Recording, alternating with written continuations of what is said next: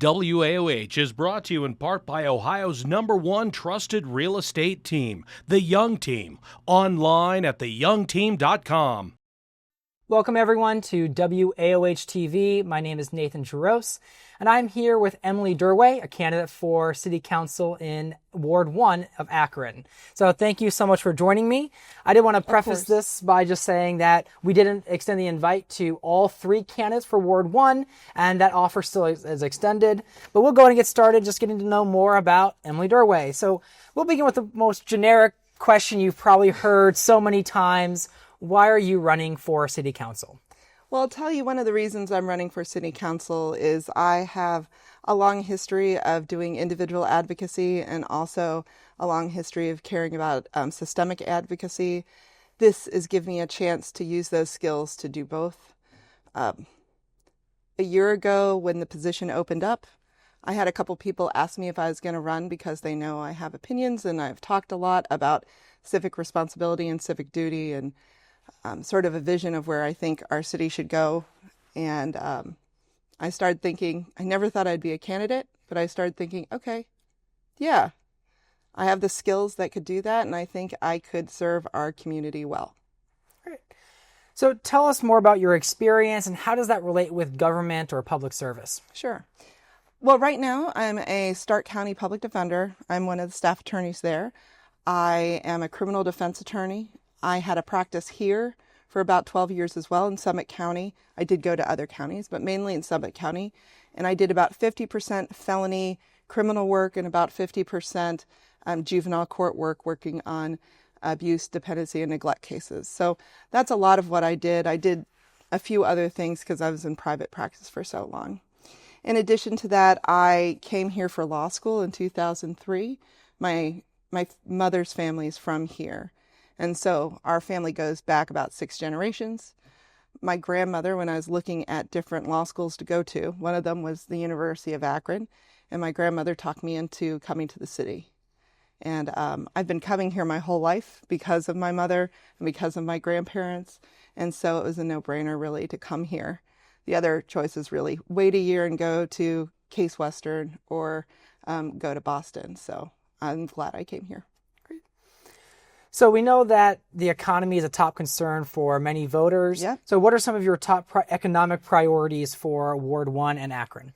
Well, one of the things I think we're very lucky about here in Akron is our unemployment rate is pretty low. It's about 5%. With that, there are lots of opportunities, I think, to really focus on emerging companies or emerging businesses, small businesses, and medium businesses. When we're looking at support, there are things like the Bounce here.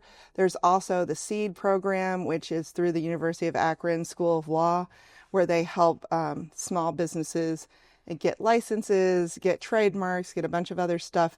And so there's different things in the city to help support small businesses. I think that's important. I think one of the things we can do on a city level is try to help find spaces for those people. So a lot of times when you're moving from maybe having a business at your house, starting your business in your garage, the next step is hard to do. And that's to find a place that maybe be retail space. It might be a place where you could have access to a commercial kitchen.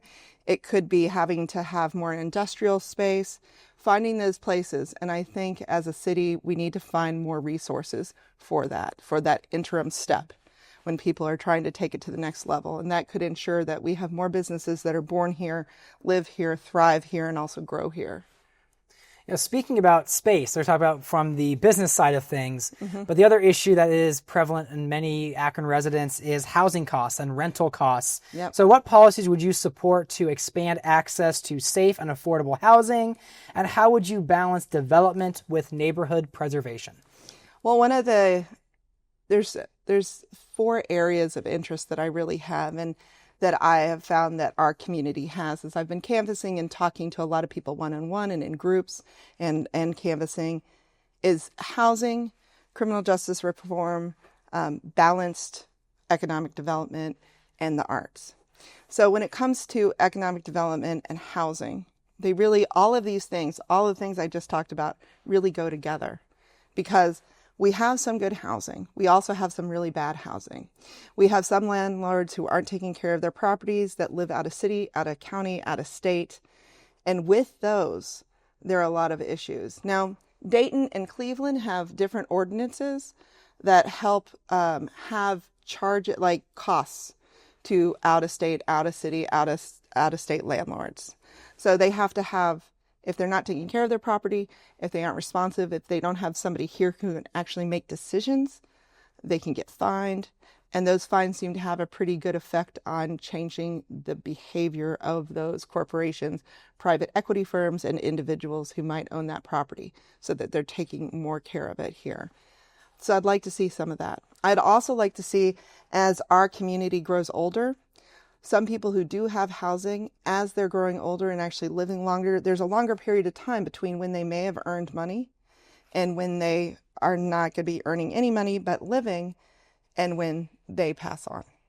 So with that, finding ways to support our older community to make sure that they have a house not only that is livable and good for them, that they're able to afford to take care of it, but also trying to maintain that wealth for the next generation and their family. You know, buying a house is still one of the singular important investments that any American make. And yet, if you're not able to pass that wealth on to the next generation, you have another wealth gap. So I think there should also be resources to help people, especially as they're getting older, to be able to take care of those houses. There's going to be issues of money as we're looking forward because of the changes in the federal government and the state government. So finding ways where we can use our own resources in our own communities and work together more in order to provide some of that support. I know that there's groups of people right now that come together and sometimes do projects in each other's homes. I'd like to see that on a more neighborhood basis. And hopefully that would not only change the way we saw our neighborhoods, but also change the way we thought of as, like, we used to have community block watches, right? But that was mainly criminal stuff or looking out for something that was happening. I'd like to see it as more of community block resources. So how can we help each other with our own resources to make sure everybody's doing okay? And now, speaking about community resources and different challenges in different neighborhoods, what is your working relationship with the Akron Police Department, and how would you collaborate with law enforcement to improve public safety? Well, I came to law school because I'd been working in criminal justice organizing and policy change when I was in Milwaukee. So when I was in Milwaukee, I worked on setting up a day reporting center. That day reporting center worked on people who were provided for people who are nonviolent drug offenders. At that point, everybody was just being sent to prison, which wasn't helpful for anybody, because then you get out, you still have an addiction issue, you still have other issues, you're not able to maintain a life. So we set up a day reporting center, which is an alternative to incarceration. So these are issues that are really near and dear to my heart. When I was working here in Summit County and I did felony work, I worked with police officers, I worked with the sheriff's department. I know a lot of the people who have worked in those areas. In addition to that, I think that we need to go back to sort of the basics of community policing. I think too often we are looking at crime as something that the police we think of can prevent. And actually, a lot of times they're just coming afterwards.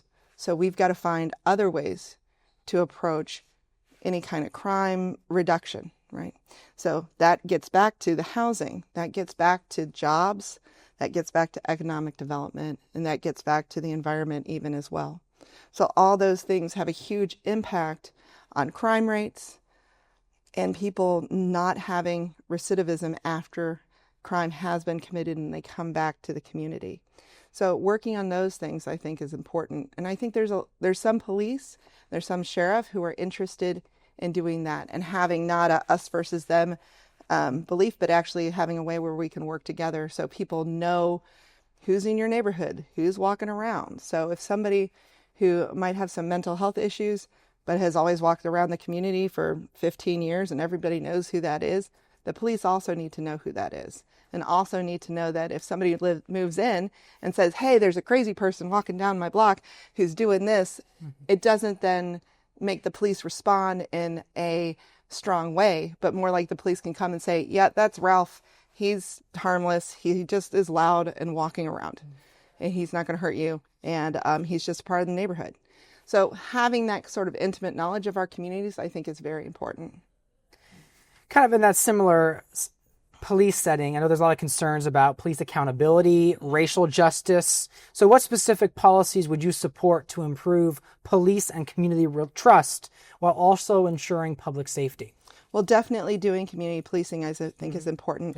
Yeah. Finding ways where we're breaking down the barrier between our community and police officers who are patrolling. So people aren't just patrolling a beat or patrolling in a car, but actually get to know the community that's around them. In addition to that, we need to have and I'm glad to see that in the budget they've provided more money for the Citizen Oversight Committee. I also think that we need to obviously have a review of the use of force. There is one happening right now for a policy amendment having to do with the Akron Bail Fund lawsuit that was done, and that has to do with how the police interact, react, and pre-act to protesters. So that is at least being analyzed. Then whatever policy comes out of that, and also the policies that would come out of use of force, they need to be put into a policy, and then the next time we have any kind of contract with a police union, it needs to be made sure that that's part of it. Because if that is not included, and there are not clear steps to remove people who are dangerous or who have hurt people or who have had so many issues with hurting our community, then nobody's still going to trust them, right? And we're going to feel like we're alone.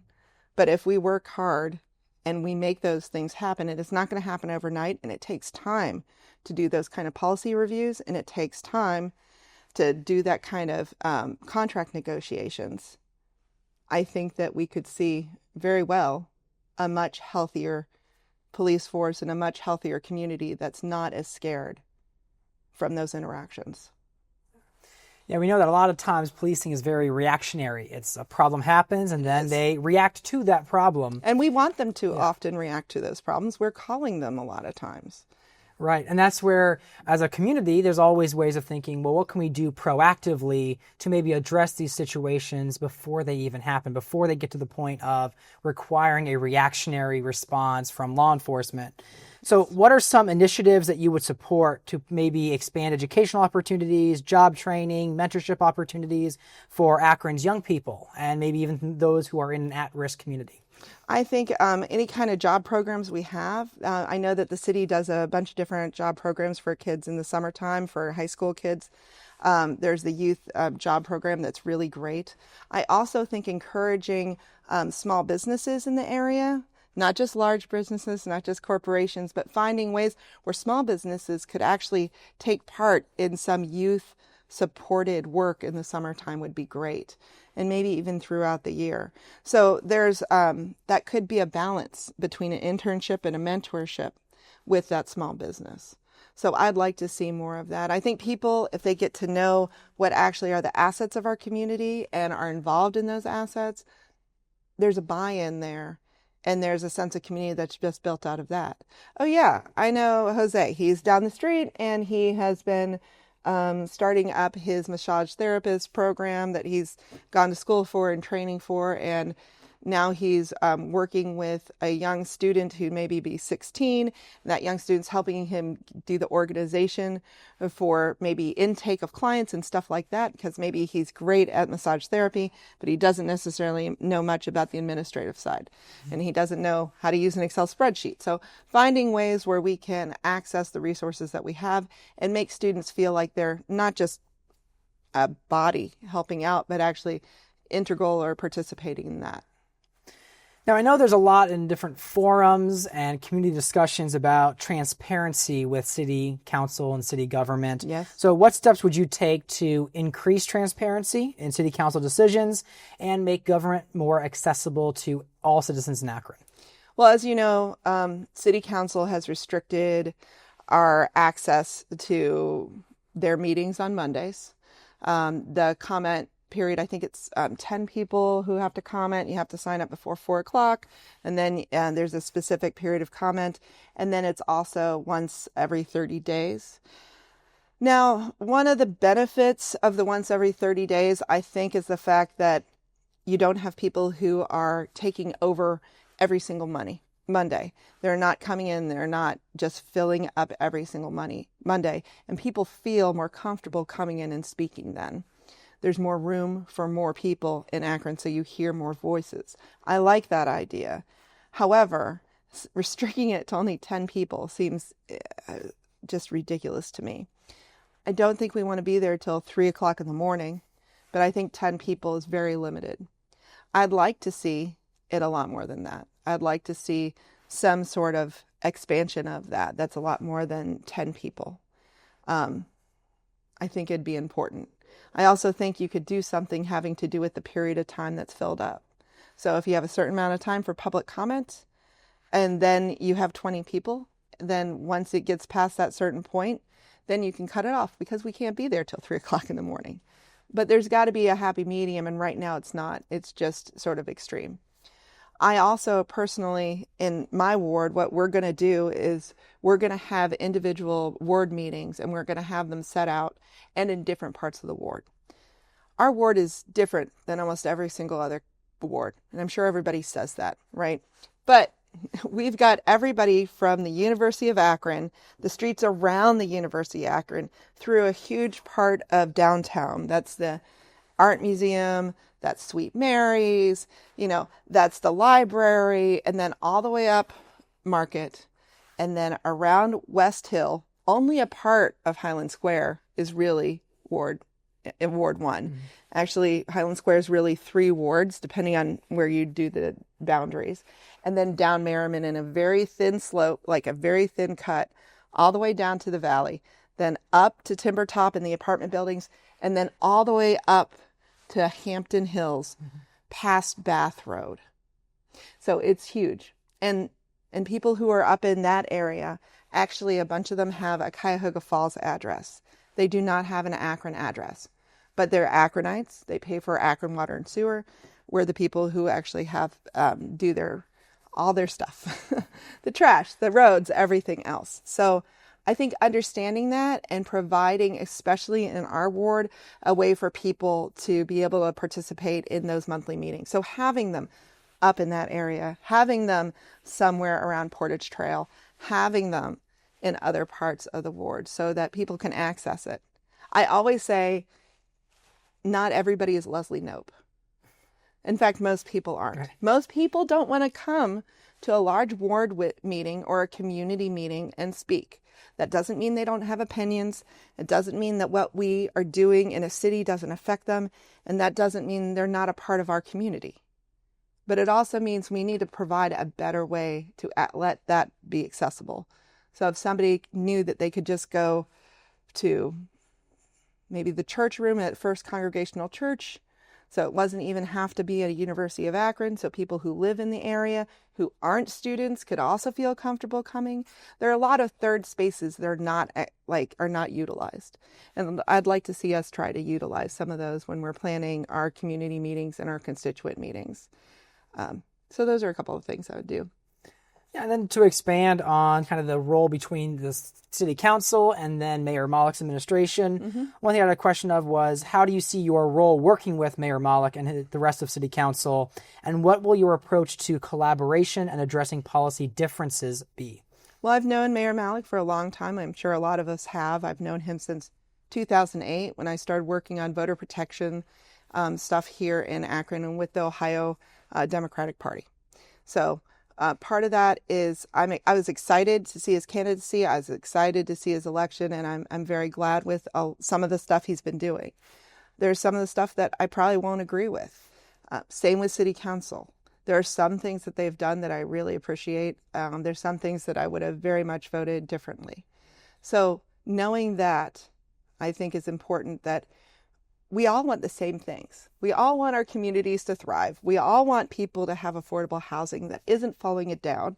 We all want ways for people to have ownership of houses and ways to access affordable housing and to move from apartments to home ownership so that people stay here and commit to our community.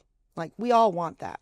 So I think coming from the fact that we all want a lot of the same things, there are ways that we can compromise and work together to make sure those things happen. And I think even with the contention, you saw the budget just being passed and is not unanimously passed. There's a reason for that, because in the end, I think this city can work together to make us better.